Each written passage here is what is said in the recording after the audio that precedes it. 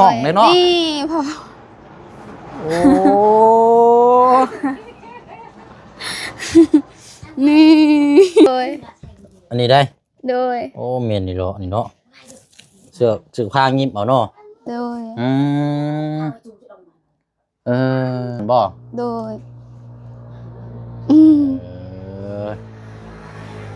ห่มม้อนแบบนี้เนาะโดยไอเสื้อเมื่อบอโตกล้วยถึกแดดนะ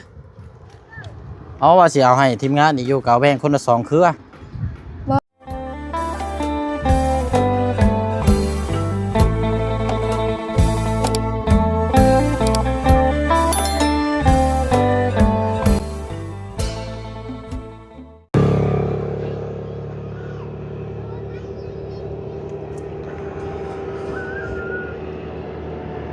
พี่น้องเนาะวันเวลานี่โอ้แป๊บเดียวค่ำเลยเนาะตัวนี้ก็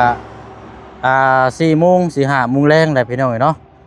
จะได้เดินทางประมาณ5 โมงปลายพอแล้วมื้อนี้พี่น้องเนาะเพราะว่าเดินทางไว้หลายกับอากาศมันแดดร้อนเอา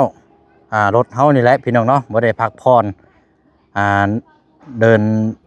หรือว่าวิ่งในระยะ 2-3 ชั่วโมงนี่ป้าพี่น้องร้อนบ่แม่นง่ายเด้พี่น้องเนาะหากก็แล้วเวียกทางของทางอาเจืองเนาะพี่น้องเนาะจากนั้นก็มาพี่ได้พี่น้องเนาะเพราะว่าทางน้องดอกแค่เนาะก็มีของฝากของต้อนได้ยินว่าตัดกล้วยไว้ให้บ่ซั่นพี่น้องเนาะเอาอันนี้ก็รับถือทางน้ำใจทางน้องเพิ่นเนาะพี่น้องที่มีต่อทางบ่เสียงแล้วก็ทางทีมงานเนาะที่เฮาได้ติดตามนำกันได้ก็เกือบอาทิตย์ปลายแล้วเนาะพี่น้องเนาะทางน้องเพิ่นก็ถือว่ามีข่าวดีเข้ามาเรื่อยๆอยู่พี่น้องเอาแหละพี่น้องเนาะก็มาพูดมาคุยน้ำกันเพิ่มเติมอีกเนาะสำหรับทางน้องหลอกแท้เนาะพี่น้องเนาะโดยเอาเนาะทักทายสบายดีและสวัสดีพ่อแม่พี่น้องเพิ่นสุขุสุคนได้พี่น้องเด้อเนาะพบเจอกันอีกคือเก่าคือเดิมบรรยากาศแดดร้อนอ้าวแสบบีพี่น้องเนาะนี่ก็ยืนอยู่กระตูบเนาะกระตูบมองกระเจ้าขายกล้วยทางน้องของมีนี่แหละพี่น้องตัวทางนี้ก็น่าจะไปเฮ็ดเวียกเฮ็ดงานแล้วเนาะพี่น้องเนาะเอาจังได๋ก็หั่นแหละพี่น้องเนาะดุมส้มเบิ่งน้ำกันเวียกงานต่อที่ว่าเฮาจะเดินท่อสายน้ำมานี่ก็จังว่ากันอันน่ะพี่น้องเนาะกลับขึ้นมารอบหน้าก่อนเนาะเอาเลยเนาะ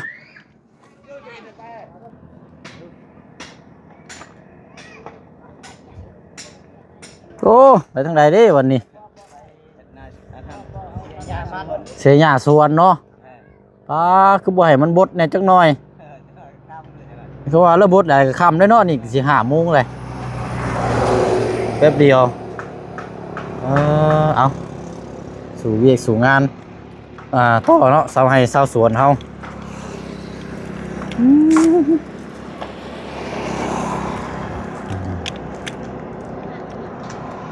โอ้หลังพี่หน่อยเดียวดื่มเดียวเบิ่งทั้งหลังรถใหญ่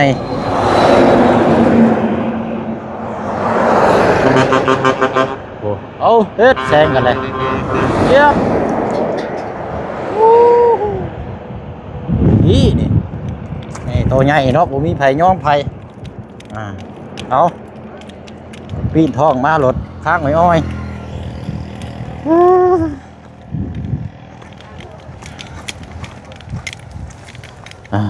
เนาะโอ้ยพวกดีดอนี่เนาะแดดเผาใหม่ไว้เลยนี่นี่ก็ตอนแรกมาเนี่ยก็ปวกออกได้นี่ก็เต็มมาเลยแถวนี้จังหน่อยมันก็สิลามไปเฮือนใหญ่พุ่นแล้วนี่ปวกอยู่นี่บ่มากเนาะไปแม่วิทย์ชักระดำเลยมากออกแล้วก็เอาไปจูดไผแล้วก็ใจมากเลยแล้วละบัดนี่บ่มากนี่มันลามขึ้นเฮือนใหญ่นี่เบิดอีกได้เสาตัวใหญ่นี่น่ะบ่มีเงินซื้อเสาเฮือนในบาทนี่เนาะโดยเอาเนาะอยู่ดีมีแห้งสบายดีลูกบ่พวกนี้นะกำลังดื้อได้นี่เนาะกำลังบอกยากเอามันระวังเอาแหละ2 คนบ่ลูกจ้ะโดย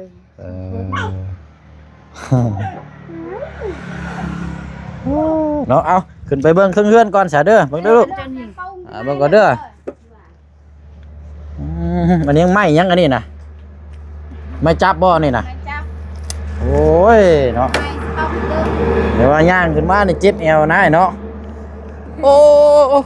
โอ้ ประมาณนี้ เฮ็ดคือจังได้มันนั่งแท้ โอ้บาดในแนวแก้ฮ้อนมาเลย เอาเตล อ๋อโธ่ เตลเหลืออย่างนั้นเนาะ ปะไต โพดดิดอกอันนี้เนาะ ไหนโจงเกาเลยเว้ย อ่ะอันนั้นแตงโมเนาะ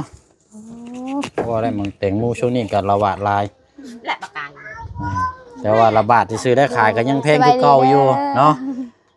เอาสบายดีเนาะมาบอกก่อนว่าสิได้เดินทางได้เด้บาดนี้ โดย อืม ตาราง ทางอ้ายเอ้ยน้องเพิ่นก็กำลังสิไปเฮ็ดเวียกต่อเนาะ โดยน้องว่าสิไปคือกันแต่เจ็บท้อง เออไปทางให้อันบ่ โดยไปเสียยาสูบ หญ้าสวนกล้วย โดย อ๋อที่ว่าไปตกแต่งเป็นพวกใบพวกหยังหั่นแหละเนาะ โดย อืมเราบ่กล้าลงมาบ่ ไป เพราะว่ามันพูนน้อยๆนี่นะบ่กล้าบ่ อายุ ฮะอย่าตกเลยเลยนึง อืม จงเบียดจิ เปรียละเจอ แต่ว่าก็บ่ได้ร้อนปานใดได้เนาะ เนาะ ธรรมดาอยู่นี่ กินแตงโมก่อนเนาะ แตงโมโอ้ฮ้อนในเด้นี่หมักหมูมาแต่ใช้อันนี้นะ มึงบ่ไล่ซื้อมาฝากมื้อเช้านี้ ว้าวเนาะ อาจารย์เราซื้อมาฝากหน่วยหนึงหมดแล้วซื้อกินเอออ้าวมันบ่อยากออกแล้ว ห่านไหลมันสิพ่งลงในตารางเลยเด้ โดย อ๋อพูดหน่อยเราก่อนฮะ บ่จังหน่อยลองเฮ็ดอีกให้อายก่อน โอ้ยมันสิหวานอยู่บ่นี่ จัก บ่มีอันตู้เย็นแช่เนาะ โดย ต้องดีเท่าไหร่ ฮะ ต้องมาเรียก กระตุกก็ได้มาเปื้อนแล้วบ่ได้ล้าง โอ ก็ เค กิน จ้า อ้าวเอ็นเลย เอากินเนาะอ่า ช่างมาเปิ้ลหวานบ่ หวาน tại sao ấy lại trẻ แล้วแต่มันเจ็บคอนี่แหละนี่หวานหลายกะเอา เป็น บ่ว บ่ ง แซ่บปานใด บ่วงจิ้มมาแล้วไปยัง แบบว่าเจ็บท้องก็กิน แต่ว่าบ่แม่นบ่เลยท่านกินหมังมูหลายแล้วแต่คนกินหลายน่ะอย่าเจ็บท้อง บ่น้องบ่น้อง เพราะว่า เจ็บ คือกันได้ท่านกินอันนี้ โด นะ ย มันอันนี้มันคือเขาใช้ยาเด้บ่ได้ธรรมชาติแล้วมันเน้นห่อในอยู่อืม แหละทวงลงเลยที่เยาว่าคือมันยังอารมณ์เนาะมันยังบ่ทันตอกใส่เฮือน con nay lợi ô thằng làm gì mà cày อันได้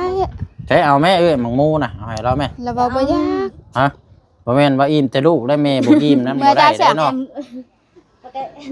แกะให้ แม่ก็กิน จังน้อย น้ำใด อีกยังเนาะของกินเนาะ โอ้ยไปหาเนี่ยกินมันก็เบิดแล้วท้องก็แปรแล้ว เห็นยัง เอาไปได้ ของกิน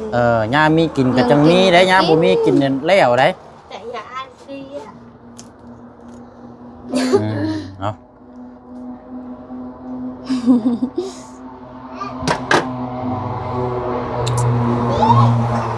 อันว่าทางน้องหรอกแค่มีพี่น้องเพิ่นว่าอยากเบิ่งผ้าห่มผ้าปูที่นอน ของเจ้า เดี๋ยวนี้ว่า พาไปเบิ่งแหน่เจ้าเพิ่นสิซื้อให้ใหม่เด้อเท่าใดอ้ายบ่ฮู้นำอันนี้น่ะแต่เพิ่นถามมานะเอาบุกถึงที่นอน โอ้ใช่อะนะอันนี้บ่โอ้ว่าเฮือนบ่ได้มีห้องเลยเนาะ นี่พอ โอ้ นี่ มันคือขาดได้นั่นอันนั้นเนาะ จักนอนน่ะได้บ่ผ้าปูจนขาดมันเก่าแล้วมันก็ ผ้าปูเนาะ โดย เออเป็นเสื้อพับอันนี้เนาะ โดย แต่ว่าผ้าปูที่นอนนั่นขาดเนาะ โดย อันตัวนั้นได้ใส่ของไผใส่หลังจน ของแม่ นั่นของแม่อันนั้นเนาะ โดย นอนผู้เดียวบ่ฮะ โดย วันนี้ได้เจ้าได้ กับกงมีบางเทื่อกงมีมานอนอยู่นี่ก็นอนนํกัน แต่ว่าหมุนหัวไปทางใดนี่น่ะ ทั้งพุ่น หมุนพุ่นบ่ โดย แต่ว่าบัดเจ้าบัดปูลายไปสิเนาะ โดย อ๋อมันบ่ถึกเด้นี่ ทึกแต่แบบนี้ อ๋อว่าดึงไปแบบนี้นะ โดย อ๋อนี่เฮ็ดเก็บซื่อๆบ่ โดย อ๋อป้าเนาะเปิดมากก็ขาดอุกบึงปิ้งเลยพี่น้องเอ้ย เสื้อผู้สาวขาด บูที่นอนขาดเลย อันนี้ก็ยิบเอานี่ ยิบเอา โดย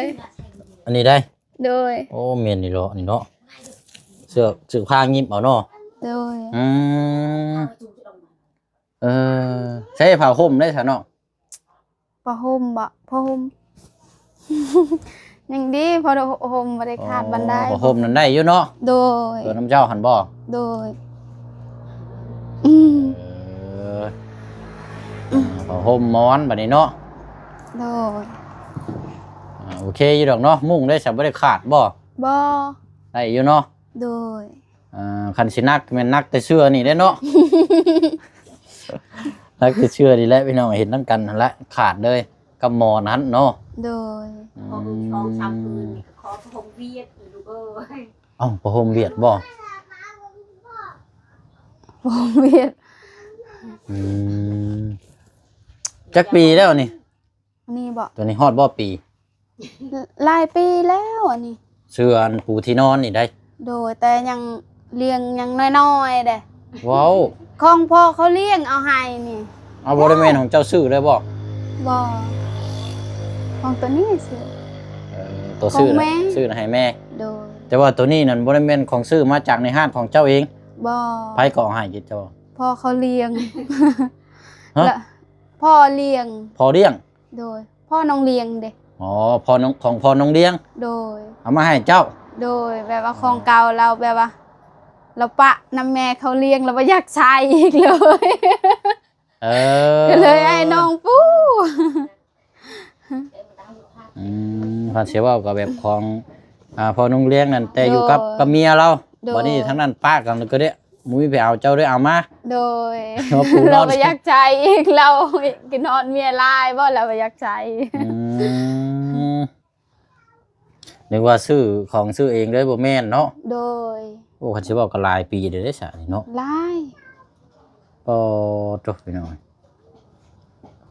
ตีได้เนาะมันจะนี่แต่เป็นเสื้อยางธรรมดา โดย เนาะเอาละเห็นน้ำกันแล้วซะเนาะอันนี้ทางปกติอ้ายก็สิบ่เคยถ่ายแบบที่จักเทื่อได้ โดย อันนี้ทางพี่น้องเพิ่นอยากเบิ่งนะอยากเบิ่งที่รับที่นอนว่าซั่นอ้าวว่ะว่ากันแล้วซะว่าอันเลี้ยงอันนั้นได้ซะน้องเข้ายังนั่นน่ะ เขากิน บ่ได้แม่นพวกเขาปลูกเขาหยังบ่ เบื้องนั้นเขาปลูก โอ้เจนั่นเนาะ โดย โอ้มองไปทางใดก็มีแต่กระสอบข้าวเฮือนเท่านี่เนาะอบอุ่นนี่เนาะนี่เนาะ อบอุ่น อุ่นท้องแล้วแบบนี้เนาะ โดย เอ้าในทางหลังนั่นกระสอบข้าวละว่านั่นกะ โดยแม่น อ๋อมันนี่เนาะอันใส่เสื้อผ้าน่ะแพ้นี่บ่น้อง โดย มีแต่ซ้ำนี่บ่ โดย บ่ได้มีอันตู้ใส่เนาะ บุ้ง มีแต่เกาะใส่เชือกมัดแล้วก็ห้อยไว้สิเลย โดย อยู่ตรงยางนั่นก็ชุ่มเชื่อ ถุงเสื้อแบบยัดใส่ถุงยางก็มีน้ำอันนี้เนาะ โดย โอ้แปลว่าเฮาซักตากมาแห้งแล้วก็ปลดแล้วก็ยัดใส่กระสอบไว้ โดย ป้ามันบ่อัพโพโลบ่ บู๊ มันก็คิ้วอยู่ คิวอัพได้เนาะหั่นน่ะเสื้อ โด คือบ่แห้งแน่กะเฮือนเราบ่มีห้องแล้วมันก็นี่ได้พี่น้องย่างเข้ามานี่ก็เห็นแล้วนี่โล่งแล้วแหละอันนี้นี่น่ะอันนี้ก็เขาอันนี้เนาะ โดย นี่ได้พี่น้องเขานี่เขาเก่าเนาะเขาปีที่แล้ว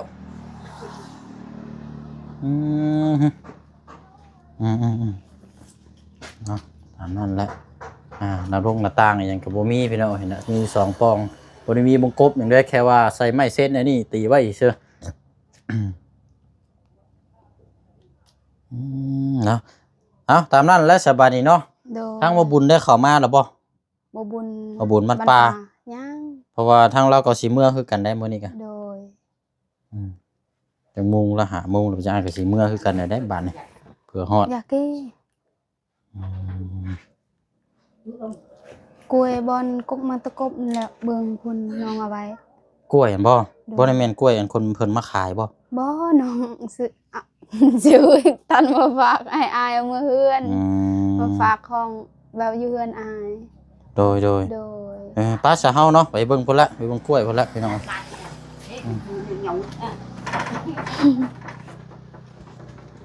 น้องอยู่มือบ้านบ่ โดยเมื่อแต่ว่าเมื่อก็ได้จัก3-4มื้อก็มาคือเก่าแหละมาเยี่ยมยาม แกเอาเลยโยม โดย แมว ขอบใจละลาเจ้าเมื่อบ้านก่อนมาแต่หึงเลยเมื่อวันมื้อซองก่อน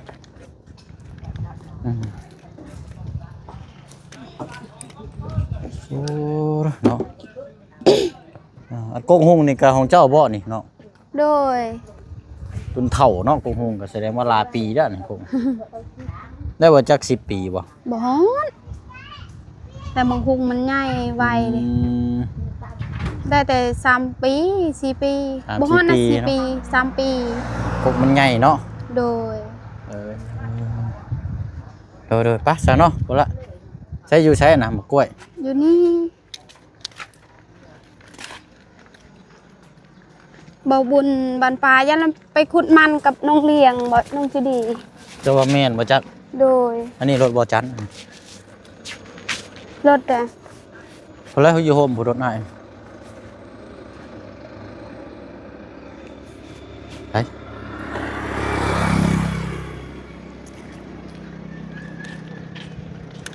แล้วเจ้ามักปลูกมังหุงอยู่ใครอยู่โอ้นี่จนมันจนตายจนเละเนาะนี่ไหม้ไปเลยนี่ โอ้นี่บ่ โดย โอ้ตัวบ่มีกล้วยตึงมันคือว่ามีอยู่อันนี้เนาะ นี่ตัวนี้น่ะถึกแดดยันกินบ่แซ่บเนาะมันยันมันแข็งตัวนี้เห็นบ่ จังว่า มันสิ นะ ออกเหลือง กล้วยสุกแหลดเนาะ ๆถึกแดดบ่แซ่บอันนี้ตึงหมดนี่ เนาะ น้ำนี่ จังว่ากันเอาจักแล้วแต่เจ้าสิให้ตัวใดก็ได้ บ่ ว่าสิเอาให้ปูละ2เครือ ใดก็ได้นะ แต่บ่เห็นผู้หนึงเลย เครือหนึงก็ได้เดี๋ยวให้ผู้หนึงว่ายังผู้หนึงน่ะบ่ได้เด้ บ่ปูละ2เครือเนาะ มีบ่แบะอยู่เฮือนอาย แบ่บ่มี แบบว่ากล้วยนี่เฮากินก็บ่แซ่บว่าถ้ามันสุกสิให้แบะอีหยังก็กินได้หมูเนาะ โอ้ยได้เบิดนั่นแหล้วมันสุกก็บ่เหลือหรอก โดย หวานคือกันนั่นแหละเอามือตากแดดไว้มันเหี่ยวหวานก็ดอก เมื่อแล้วแหละเนาะ เนี่ยอันนั้นก็ให้เอาขึ้นตัวนี้ก็ได้นี่ 2เครือ 2เนาะ แล้วแต่เจ้าเอา แล้วแต่น้องเนาะเอาไป ว่าส่วนหลายเมื่อก็บ่ได้ค่อยได้กินอยู่แล้วมีแต่เอาเมื่อแจกทั้งผู้เฒ่า โดย เพิ่นมักกินกล้วยเพิ่นฝากคือว่า ให้ซื้อเมื่อบ่โตกล้วยถึกแดดนะ เอาว่าสิเอาให้ทีมงานอีกอยู่ก็เอาแบ่งคนละ2เครือ บ่เท่านั้นโตว่าถึกใหม่ถึกแดดนั่นเด้ ได้เบิดนั่นแหละรถนายว่างบ่ยากดอก โดย ให้เกา เอาให้นั่นเด้อน้องตัน เปิดท้ายบ่บ่ได้มีหยังได้โล่งโปร่งอยู่น่ะ โดย แกเมื่อเต็มรถก็ได้คันบ่มีหลาย มันบ่มีแก่ลาย พอหยอกจะชื่อได้ บ่ถ้ามันมีลายนั้นน้องสิตัดลายแต่แบบมันลายแต่ลายอ่อนเห็น นี่มันก็ว่าได้เนาะบ่คันว่ากล้วยสุกหลายเอาเมื่อก็เพื่อฮอดมันล่มรถเละได้ โดย มันก็สิมุนไปหน่อยนี่แหละพอดีแล้วเนาะ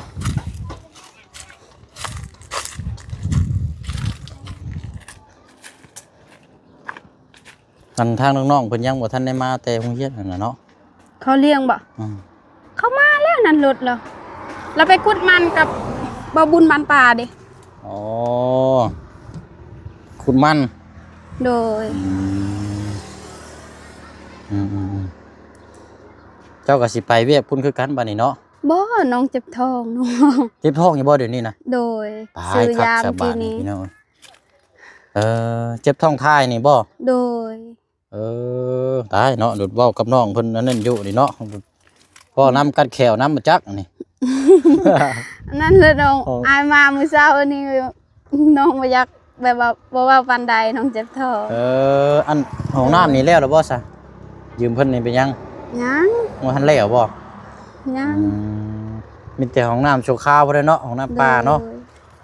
โดย เอาสะอามายืนนี่ก่อนบัดนี้ให้บ่ได้ซื้อหยังมาฝากได้ บ่เป็นหยัง มีแต่ว่าอีกจักพุ่นละ 3-4 มื้อ โดย จึงสิเดินทางขึ้นมาใหม่แล้วก็สิมาตามเวียกงานตัวที่ทางอันพอเราฝากให้ถามตัวเดินสายน้ำตัวนี้เด้อเนาะตัวนี้ก็ต้องถามหลายคู่หลายคนเบิ่งจักไผสิเฮ็ดได้อันนี้ก็ถ้าบ่มีไปเฮ็ดก็แม่นเหี่ยว โดย มีคนเฮ็ดได้ก็ยอมรับก็ถ้าเพิ่นแจ้งมาว่าเท่านั้นเท่านี้เดี๋ยวอ้ายก็สิแจ้งบอกเพิ่นทางอ้ายทางพ่อเพิ่นอีกทีนึงว่าจังใดเท่าใดนะเวลาอ้ายขึ้นมาพุ่นละเด้อน้องเด้อเด็กอันนี้ก็ไปจะเข้าห้องน้ำได้เสียเด้ออ้ายเดินทางก่อนบัดนี้เด้อ มันเป็นซื่อๆบ่ได้อยากเข้าดอกห้องน้